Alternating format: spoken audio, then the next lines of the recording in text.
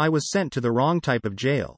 I was moved from county jail in October of 2016, following my conviction for armed robbery. I'm not here to garner sympathy, but I want to be clear on a couple of things. This was an unfair sentence. Single quote closing square bracket. Not in the usual, innocent man put in jail, type of slock, but in the way that they were clearly pushing me towards being put in a particular jail. I had my blood tested, and my hair was sent to a lab. They took pictures of my fingernails. I'd never seen anything like it, but I was basically catatonic. I was in a bad place. Wanted it all to just be over. At the time, I didn't think much about the processing. I didn't think about the records that were passed between the guards and doctors, and I didn't care much about the blue rubber stamps that were put at the base of every signed legal document. I didn't know what was normal and what wasn't. I just wanted to get into the haze and no brain the next 6 or so years away. I was put in a cell with Lien Soon, a Chinese-American man. To this day, I don't have the slightest idea what he was in for. Guy looked like your average college kid, but there was just something off about him. He just had this look of complete dissociation, like he was miles away. He never really looked at you. It was as if he looked straight through you. Then again, a lot of inmates get that. I barely managed to talk to him in the first few days. We agreed that I took the top bunk, but that was pretty much all we managed to talk about. We had a straightforward schedule. Breakfast and work up, till 11, lunch, more work, some yard time, dinner. After that, we either got to our specialized programming time, religious services, anger management, etc., or an extra hour in the yard. Then back in the cell, lights out by 11. In my first few days, I had to go through a lot of orientation. There were the kind of who's who introductions you might expect, but also just someone pointing to which shelf they stocked the detergent. Basic stuff. I got a job cleaning the beddings. They were so cheap that a firm enough poke would go straight through them, like a piece of paper. Washing them was basically putting them in a shredder. We had to go on such a low setting that they rarely ever got clean. I swear I saw a cockroach in one of the pillowcases once, and the damn thing was still alive after the wash and dry. The pillows were also crap. They ripped easily, and feathers would get stuck to everything. Probably wasn't a room in this whole facility without feathers littering the floor. Hell, they were even in the yard. Most of them were, in fact. We'd have rotating schedules, so I rarely got to work with the same people 2 days in a row. I started to recognize a few faces, but people mostly kept to themselves. There was no locker room talk, no braggarts, no bravado. Just people hunkering down and shutting up. But even early on, I noticed something was off. I think it all came down to the yard. People stayed away from the prison yard. No one used the exercise equipment. People just stuck to the walls, or silently walked by the fences. There were no loud conversations, no sports, nothing. And as soon as that free hour was up, people were pushing to get back in. From day one, I got the impression that the yard was a bad place to be, but no one was telling me why. What kind of prison has dust on the free weights? By the end of the first week, I'd started to get into the routine. I was out cold by 10 most nights. Hell, I had the bedding with the least holes in them, might as well use that luxury. But there was that one night when I just couldn't sleep. I'd lay down, and then all of a sudden I'd be wide awake. There was this whistling wind that came down the hall, and it just kept echoing in the back of my head. At first it was a wind, then a whistle.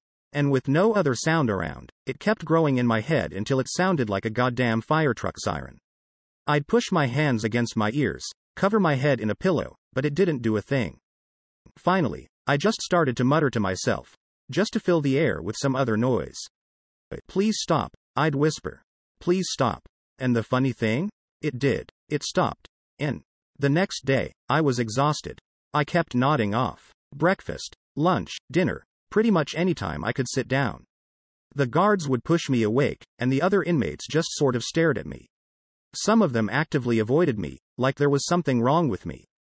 When it was time for the yard, the guards took me aside and asked me to help clean the common area. No yard time for me, gotta sweep some feathers.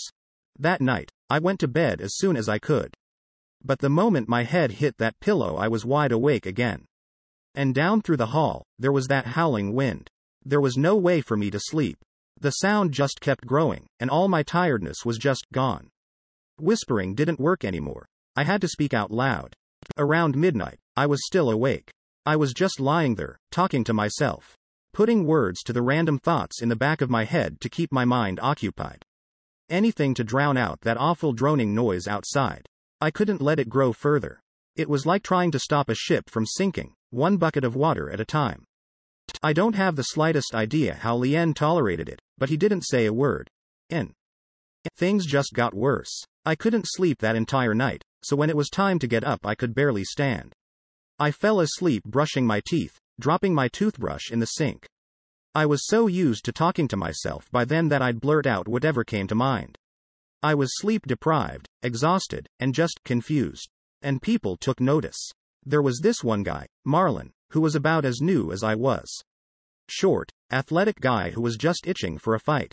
I accidentally bumped into him in the lunch queue, and he went off on me. Pushed me out of the line, bashed me over the face with a tray, and just started wailing on me. The guards were taking their sweet time, so I just had to take it. But I couldn't. There was just something in me that wanted to hurt this guy. I grabbed his shirt and looked him in the eyes. "You want to get whipped, Greenie?" I said. "You want us to whip you?" I don't know where the words came from. It was just the first thing that came to mind, and the sleep deprivation just forced it out of my mouth like a hiccup. What? What did you say?" he stammered. I asked if the little Greenie wanted a whipping. He backed off. His jaw went slack as he just stared at me, unblinking. Just as I'd found words out of nowhere, he'd lost them. His eyes teared up as he backed himself up against a wall. The prison guards came up to restrain us, and I could see all the fight had run out of him. "See you at the orchard, Greenie," I added. "Whip whip." Marlon broke down. He screamed, tears running out of his eyes. He dropped to the floor, and the guards had to carry him out. I thought I'd feel good after that. But the way everyone was staring at me made me feel like a museum exhibit. I had this sickeningly wide smile painted on my face, but it wasn't mine. None of this was me. I was losing control, and it scared the hell out of me. I was a puppet. And that night, I didn't even bother trying to sleep. I knew that as soon as I'd lay down to try, I'd just be wide awake again. Instead, I tried sleeping on my feet, or sitting on the floor. This time, Lien couldn't ignore me. He sat up on his bed, looking at me, instead of through me. "You on something?" he asked. "You itchin'?" "Nah," I said, shaking my head. "Just broken. Something's not right." "You phobic? Trouble with the walls?" "Maybe, I dunno. Can't sleep." "Looks like you sleep all the time, just not in here." "Yeah," I sighed. "Yeah, that's about right." "They stamp you when you got here? You got any stamps?" "Some. Yeah, blue ones. Everyone gets blue ones." "What shape?" "Dunno." I shrugged. Lien took a long look at me. In those few dragging seconds, I could hear the wind outside growing louder, and I winced. I groaned to drown out the noise, but it was barely working. I might have to scream to keep it together for another night. "They got 2 stamps, he said. "A hand, and a sunflower. You sure you don't know which one you got?" "Which did you get?" I asked. "What do they mean?" "I got the hand," he said. "Most of us did. No idea what it means, but the sunflowers are always a bit." He pointed at me, as to make a point. "Maladaptive. Private prisons," I chuckled. "Bullshit. All of it." Lien leaned back in his bed and closed his eyes. "Yeah," he sighed. "Sorting us into flowers and hands like a goddamn daycare. Probably got a woodchuck and dolphin stamp too. Lien was out like a light, but as expected, I couldn't sleep.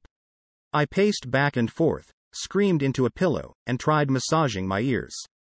The scratching noise sort of helped, but I still found myself restless. Finally, I got out of bed and pressed my head against the door. Maybe if I let the wind howl, it'll take pity on me. Maybe it would get to a point where it'd either kill me, or stop. I didn't care which, as long as something happened. But the strangest thing came to me. As I pressed my head against the door, the sound became clearer. The wind softened to a whistle, and then a gentle hum. The more I tried to lean into it, to listen, the more beautiful it became. Right there, leaning against the door, I had the best sleep of my entire life. The next morning, Lien pulled me up as the guards did their rounds. I'd slept all through the night, and I felt amazing. But even then and there, at my best, I could hear a little piercing sound. That wind, that whisper, was still in the back of my mind, even now during daytime. But all I had to do was lean into it, to listen, and a wave of calm would wash over me. It worried me how easy it was. You got through it? Lien asked. I'm getting there. I wasn't paying much attention during breakfast. I was zoned out, listening to what had turned into a melody. Something was speaking to me, but not through words. Through emotions and sensation. So it wasn't a word that warned me about Marlon creeping up on me with a sharpened toothbrush. It wasn't the guards, or the other inmates. No, it was something in the back of my mind screaming at me to hurt him. So I did. All I heard was laughter. There was this alien joy springing up in my chest, forcing me to my feet. I remember turning around, and the world looking different. I felt 4 feet taller. I was looking into Marlon's eyes. But I didn't see him. I saw a teenage kid running through an orchard, hunted by his older brothers who wanted to beat him with a tire iron. Whip whip. When I came to, I was still laughing. It wasn't my own laugh, and neither was the joy. The howling wind was finally quiet, but I felt like a stranger in my own body. I couldn't feel my limbs, and it took me seconds just to orient myself. To remember my fingers, my feet, my eyes. Marlon was bleeding on the floor from a dozen wounds. Deep bruising, broken bones. Possibly brain damage from repeated hits to the side of the head. Involuntary twitching, like a fish out of water, his mouth opening and closing. Like me, he just couldn't find the words. It looked like I'd beaten him with a goddamn tire iron. I was taken back to my cell without a word, paraded through the halls like a prize. I could feel the other inmates staring at me, trying to figure me out. As soon as I looked their way, I saw them recoil. I don't know what the hell they'd seen, but they were looking at me like a goddamn monster. I was locked in my cell for hours. No one was allowed in. And all the while, I kept hearing something in the back of my head, singing to me, asking me to listen just a little closer. And as soon as I resisted, that noise turned to pain. Within minutes, I was pacing the cell, spewing whatever nonsense came flooding through my mind. Nonsense about everything and everyone, just noise. When the guards finally opened the door, I turned to them without skipping a beat. They had their tasers ready. Deb doesn't know if Eddie is really your son, I rambled. You think he was premature, but she had that time with Irvin at her job the month before. She thinks about telling you. She thinks that might just be the push you need to finally divorce. A taser to the neck, and I didn't even feel it. As I dropped to the floor in a spasm, my body was screaming with laughter. He had her on the copier. She didn't even think about you. She hoped to see him there again the next week. And there, somewhere deep inside, I found my own thoughts and words, standing by as someone else held the reins. I wanted to tear my ears out, to make it all go away, but I couldn't even move my hands. I'd listened too long, and too closely, and now the guards were dragging me by the neck. They took me out to the yard. I heard them talking. They were standing next to me, carrying me, but it still sounded like they were in another room. I could barely make out their voices. Hatchetman mixed up the bloodworks, they said. Got the wrong class. Shit, we got a bloomer? We had a bloomer this whole time? It's a goddamn Christmas miracle he didn't pop his celly. So why we talking him out? Just making sure. Protocol. Fuck protocol. Fuck off. They left me in the middle of the yard, lining up in a circle around me. The guard I'd been yelling at stayed inside, weeping over a picture. After a few minutes, I felt a tingle in my hands. It felt like being poured back into my body, like my mind was a liquid. It all came back to me, one thing at a time. Language, memories, senses. Choice. Suddenly, I was standing up. The wind was clearer out in the open. It was colder than expected, and I wasn't even wearing my shoes. There was a stillness in the air, but there was something menacing to it. Like the eye of a storm. Nothing's happening. I heard. We take him in? Hold on. Look up. From afar, it looked like snow. I didn't even question it. Snow in mid-July? Sure. Why not? But it wasn't snow. A white feather touched my nose. I looked up into the clouds. And there, far above, I saw something looking back. I can't explain what I felt at that moment. It felt like I was looking into an eye in the sky, an impossible physical being, but there was nothing there. And yet, it spoke through me, like playing a mind game of charades with myself. Pictures flashing in the back of my mind, trying to reach an understanding. Hundreds of memories pounding at the front of my brain every second, like a pitcher being filled up and spilling over the edge. I got a nosebleed trying to keep up. My eyes rolled back, but I still felt like I was looking up. It was easier to see with my eyes closed. My mouth seized up from trying to find 1,000 words at once, instead settling on noises and grunts. There were parts that were crystal clear. It showed me memories I didn't know I had. It showed me my eyes opening for the first time, little hands grabbing my mother's cardigan. Her big 80s glasses making her eyes look like a cartoon. It showed me up waking in my crib, reaching for the little toys dancing overhead. And I understood what it meant. That we were born with this instinctual drive to reach beyond our means. To stretch towards the sky. To grab and pull down the unknown to us, making it a part of ourselves. That the most basic instinct of my being was meant to be here, to do this. To reach up. No, I wheezed. All was silent. I looked down, as I floated 6 feet off the ground. No, I groaned. Memories of long-lost dreams came rushing back. Pleasant thoughts you don't want to wake from. Promise of love, lust, joy, and comfort. It was all there, just waiting for me to take it. All I had to do was reach for it. To reach into the sky, and take it. But there was something more. That eye in the sky, looking down at me. Not malevolent, not angry, not evil, just vast beyond comprehension. I was nothing more than a strand of wheat, being plucked into the air by a curious farmer. No, no, no, no. I screamed. They came running up to me. Guards grabbed my legs, pulling me down. It felt like I was being torn in half. Part of me desperately reaching upwards, and my conscious self holding me to the ground. All the while, the pleasant silence was turning from a whisper to a scream. We got it. A guard yelled as the weather picked up. Get him outta here. Get him. Something let go off me. The guard on my left lost his breath as he suddenly went limp. With nothing but a whistle, I saw him whisked into the sky. Not a word of protest, not a sound. Just a human life growing smaller and disappearing overhead. I dropped to the ground as they scrambled to get inside. Another guard fell flat on his stomach as something invisible grabbed his ankles. Again, a soft whistle, and he was gone. A spot in the dark. Run. Come on. The other guards were standing by the entrance, holding the doors open. They were waving at me, desperate for me to just run. But every part of me wanted to stay. To reach up. To touch the sky and go back to that place I was meant to be. To feel my mother's cardigan between my baby-soft fingertips, and to look into the night sky with wonder of what could be. It was all there. And yet, my body knew to run. The moment I got inside, I heard thumping. Chunks of meat sprayed across the yard, fragments of bone getting stuck in the barbed wire. Fabric torn into shreds. Whatever was up there was happy now, and the howling wind was silent. We all just stood there. I could barely breathe. I'd been so close to surrendering, to give into it. Whatever was up there had no intention of caring for me. There was no love, no joy, no comfort. All it could promise me was a swift death at best, or the life of a sleepless puppet. But for a moment, we all just stood there. We weren't inmate and prison guards. In that moment we were just people, trying to understand ourselves. I got processed the next day. They double-checked my blood. Turns out they'd contaminated my result. Sloppy work from the esteemed people at Hatchet Biotechnica. This time, I saw them clearly stamp my papers. Blue ink, in the shape of a little sunflower. I was taken out of state. They said it was a matter of security, on account of getting in fights with Marlon. Apparently he'd broken both legs, and his shoulder. Still, I knew better. This wasn't a matter of security. This was about fixing a grave mistake.